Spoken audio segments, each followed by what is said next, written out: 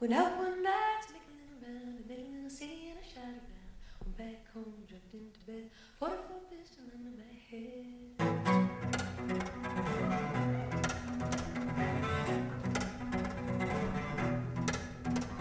I woke up in the morning with a happy sign. The hacks in the buggy standing on the ground. She'd see me there sitting around, taking a little city to burying ground. I began to think of what a deed I'd done. I grabbed my hat and away I went. I could run just a little too slow. It overtook me in Jericho.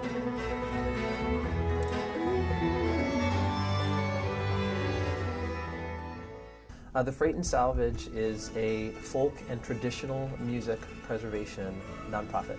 Folks, some people think of, older women singing around a campfire maybe, and that's not exactly what it is. It's a body of work, but it's also a methodology. The old location was a wonderful room. It was this big sort of warehouse space, had a 3-foot stage, 2.5-foot stage, wonderful sound system, and it had a little bar in the back that was a food bar, food and tea and coffee. Then there was sort of a very small entry lounge with a couple of couches, and there was one men's room and one women's room and a small green room. And the old one had that sort of big old barn feel, and the sound was amazing, and it was a good sized room. It had like a cozy feel. The old location didn't have the educational spaces and didn't have the ability to have things going on concurrently because there was the one main room. So the transition between 1111 Addison and 2020 Addison was something that was conceived of many, many years ago. This move was necessary for us to catch up for the audience that we helped develop. This is about a $12 million construction project, and we've raised most of the money through donations. Venues like this are so important. Yeah. I mean, if Berkeley didn't have this place, I don't know what would happen to the scene here, the acoustic music scene.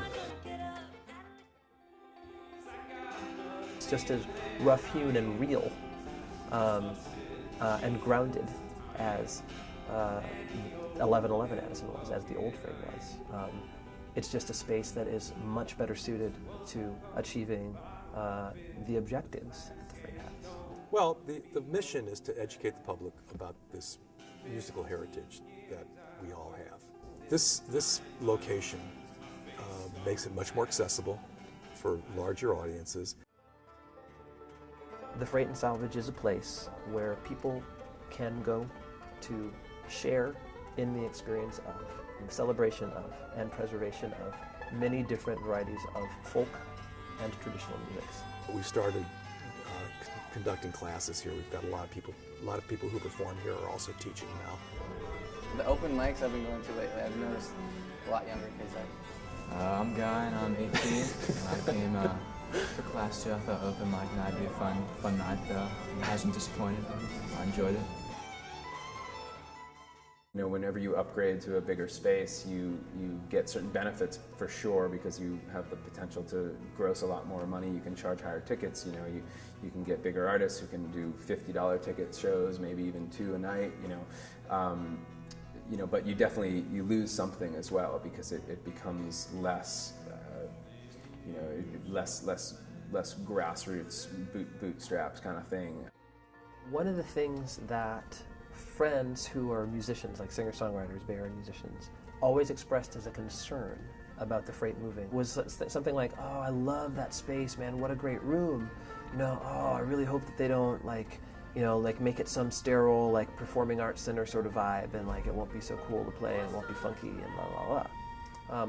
Which I think was a very valid concern that, for me, is completely obliterated. They've done a really good job here at this new venue, sort of capturing what was great about the old venue, and sort of updating it, but still keeping a lot of the spirit of it. Been here less than 3 months, and we're seeing quite a bit of a more diverse audience than we saw at 1111. I have observed more youth there than before, and I hope that that's something that will continue. Yeah, I hope that the expansion will bring in fresh faces, that it'll attract more people from across the bay and from the university. That's what you want. That's what we want as musicians is to expand our audience. I envision and hope that there'll be some collaborations between what's going on right across the street and just legions of more college students and young people going there to check it out and keep it vital. It's one of the things that I'm really excited about. Excited about being a part of, and it's also something that I envision and see very clearly as a likely outcome for more things out there.